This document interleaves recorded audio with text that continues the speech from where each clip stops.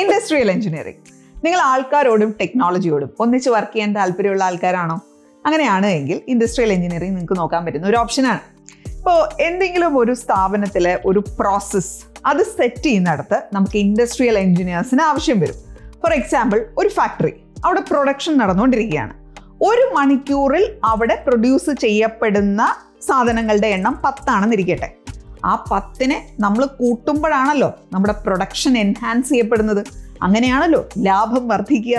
അപ്പോൾ ഇതിന് വേണ്ടിയിട്ട് ചിലപ്പം ചില സിസ്റ്റം കറക്ഷൻസ് നമ്മൾ കൊണ്ടുവരേണ്ടി വരും. ചിലപ്പം നമ്മൾ ഉപയോഗിച്ചു കൊണ്ടിരിക്കുന്ന അതിൻ്റെ റോ മെറ്റീരിയൽസോ കാര്യങ്ങളോ അതിലെന്തെങ്കിലും ഒരു ചേഞ്ച് കൊണ്ടുവരേണ്ടി വരും. എങ്ങനെ തന്നെ ആയാലും നമ്മൾ ഇതിനെ എൻഹാൻസ് ചെയ്യാൻ ശ്രമിക്കുകയാണ്. ഈ എൻഹാൻസ് ചെയ്യാൻ ശ്രമിക്കുന്നിടത്ത് വർക്ക് ചെയ്യുന്നവർ ഇൻഡസ്ട്രിയൽ എഞ്ചിനീയേഴ്സ് ആണ്. ഇത് അവർക്ക് ചെയ്യാൻ പറ്റുന്ന അനേകം കാര്യങ്ങളിൽ ഒരു കാര്യത്തിന് ഞാൻ എക്സാമ്പിളായിട്ട് പറഞ്ഞു തന്നേ ഉള്ളൂ.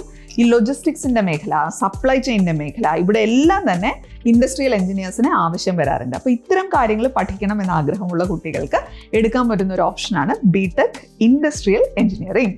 Keep going. Happy learning.